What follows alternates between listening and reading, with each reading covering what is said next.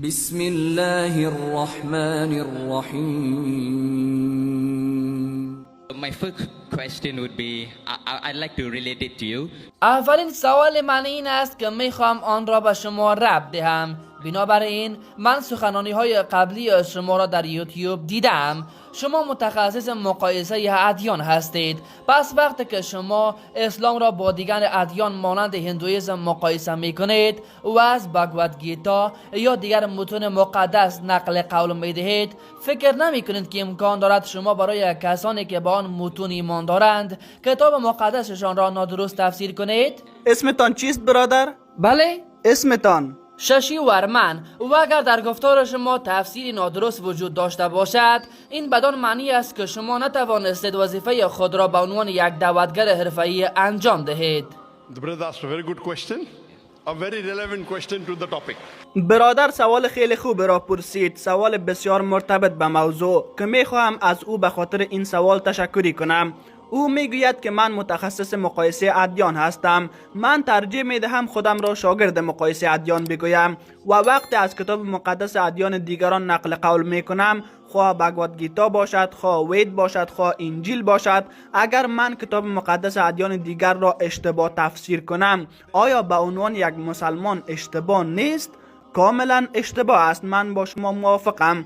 بنابر همین دلیل بعد از هر سخنرانی هم ما بخش سوال و جواب را راه اندازی کرده ایم. اکثر سخنرانان مذهبی، چه هندو باشد، چه مسیحی باشد، چه مسلمان باشد، بیشترشان، اکثریتشان، بیش از 90% بعد از سخنرانیشان هیچ بخش سوال و جواب ندارند.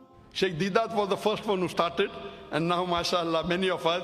شیخ دیدات اولین کسی بود که شروع کرد و حالا ماشاءالله خیلی از ما بعد از هر سخنرانی ما یک جلسه سوال و جواب داریم. چرا؟ به خاطر اینکه اگر با ما مخالف هستید، آماده هستید سوال بپرسید. در زمان سوال و جواب اگر سخنران از جمله خودم، اگر سوال کننده ثابت کند که تفسیر من اشتباه است، اگر چنین ثابت کنید، در اول میگویم که معذرت میخواهم. اگر اشتباه کنم آن را پس میگیرم. As a Muslim, compulsory, I would apologize. به عنوان یک مسلمان من عذرخواهی میکنم. من اول میگویم متاسفم که کتاب مقدس شما را اشتباه متوجه شدم. انشاءالله در آینده نقل قول نمیکنم. امکان دارد که اشتباه کنم. من یک انسان هستم، کامل نیستم. هیچ انسان کامل نیست. هرگز در 25 سال دعوتم ماشاءالله حتی یک سوال هم از من نقل قول نشده است که ثابت کرده باشد که من اشتباه هستم. الحمدلله. اما من میتوانم اشتباه کنم. I can be wrong. Therefore, we say, ask the question. به خاطر همین ما میگوییم که سوال بپرسید. اگر از من سوال کنند، من نقل قول علمای خودشان را برایشان میگویم، برایشان آدرس میدهم. سوامی ویکاناندا چی گفتن نقل قول خواهم کرد. پس این عقلانی است. بنابر همین دلیل ما میگوییم بیایید مناظره کنیم. یک مناظره دوستانه خواهیم کرد، مشکل ندارد. اما من فقط با کسی مناظره میکنم که استانداردهای خود را داشته باشد، با هر تام دیکوهری نه. آیا فهمیدی؟ اگر من میتوانم میلیون ها نفر را برای سخنرانیم جمع نمایم، شخص مقابل حتی اگر 2% یا 20,000 نفر را در سخنرانیش جمع نماید، با او مناظره خواهم کرد. با هر تام دیکوهری مناظره نمی کنم. پس اگر میخواهید با من بحث کنید، حداقل باید بتوانید 20,000 نفر را در سخنرانی خود جمع کنید. If I can get 2 million, you at least get 2%. اگر من بتوانم 2 میلیون نفر را جمع کنم، تو حداقل 2% یا 20,000 نفر را در سخنرانی خود جمع کنید. در این صورت حاضرم با شما بحث کنم. اگر شما نمیتوانید، کسی را بگویید که بتواند. و سخنرانان هندی زیاده در جهان وجود دارد، سخنرانان مسیحی زیاده در جهان وجود دارد که از 100,000 بیشتر نفر را جمع کرده میتوانند. در هندوستان هم این قسم افراد زیاد هستند. شری روی شنکر را میشناسید که مخاطب 100,000 نفری دارد. من با او بحث کردم و شما نتیجه آن را میدانید. آیا آن بحث را دیده اید؟ چی نتیجه داشت؟ آن طور که انتظار داشتم نبود. آن طوری که شما انتظار داشتید نبود. اما آیا قوانین بحث را زیر پا گذاشتم؟ بله؟ آیا قوانین بحث را زیر پا گذاشتم؟ نه خیر. آیا به همه سوالات او پاسخ ندادم؟ نه خیر. آیا او به سوالات من پاسخ داد؟ نه خیر. یکی از مشهورترین واعظان هندو در جهان، شری روی شنکر، بسیاری از مردم او را خدا می نامند. but sir, how about Sadhguru?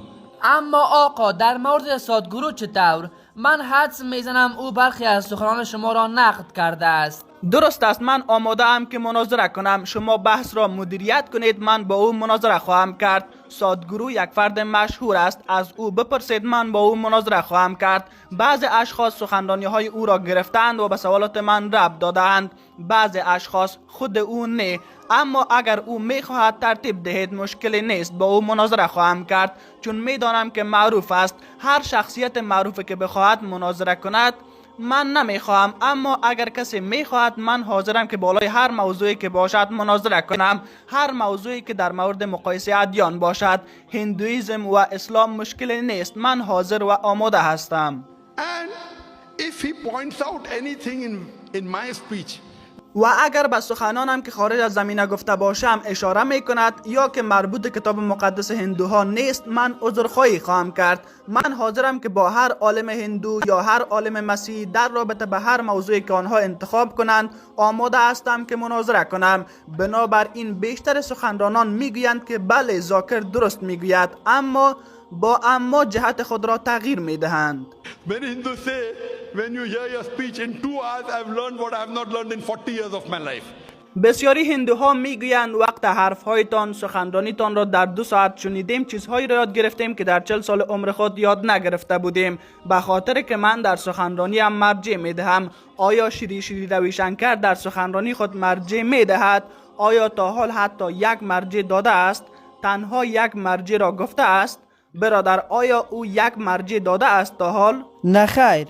در سخنرانی من چند مرجع گفته می شود؟ پس چی کسی معتبرتر است؟ شخصی که مرجع می دهد و شخصی که مرجع نمی دهد؟ او می تواند یک کتابچه یادداشت نگه دارد، اعتراض در آن وجود ندارد. در یک مناظره می توانید یادداشت های خود را داشته باشید، درست یا غلط. من یادداشت ندارم، اما او می تواند یادداشت داشته باشد. Ask if Shri Shri Ravi Shankar will have a second debate with me. از شری رویشنکر بپرسید که با من مناظره دوم انجام می دهد. حتی اگر $1,000,000 به او بدهید او آماده نمی شود. من حدس میزنم که او آماده خواهد شد، اما اگر او بحث نمی کند مطمئنم روزی من این کار را خواهم کرد. بسیار خوش آمدید. روزی که بتوانید 20,000 نفر مخاطب جمع کنید من با شما مناظره خواهم کرد. در حال حاضر آنچه شما می توانید پرسیدن سوال است. آیا من به سوال شما پاسخ دادم یا خیر؟ بله، خیلی راضی کننده بود. ممنون. خیلی خوشحالم. ممنون که قبول کردید و الله شما را هدایت کند و من برای شما دعا خواهم کرد که به حقیقت برسید برادر. تشکر. از شما هم تشکر.